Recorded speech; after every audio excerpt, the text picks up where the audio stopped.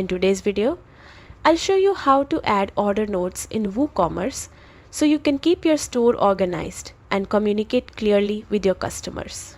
Start by opening your WordPress dashboard and going to the WooCommerce section. Click on Orders to see all the orders in your store. Once you find the order you want to update, open it to view the full details, including billing information, shipping details, and the items purchased. On the right side of the order page, you will see the Order Notes panel. This is where you can add any important information about the order.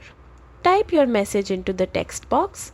This could be an internal reminder, a delivery update, or anything else you need to record. Before saving the note, choose whether it should be a note to customer or a private note. A note to customer will be included in their order emails, making it useful for sharing updates or clarifying instructions. A private note stays inside your admin area and is only visible to you and your team, which is great for internal communication. Once you have chosen the type of note, click Add. The note will instantly appear in the order timeline, creating a clear history of updates and communication. And that's all it takes.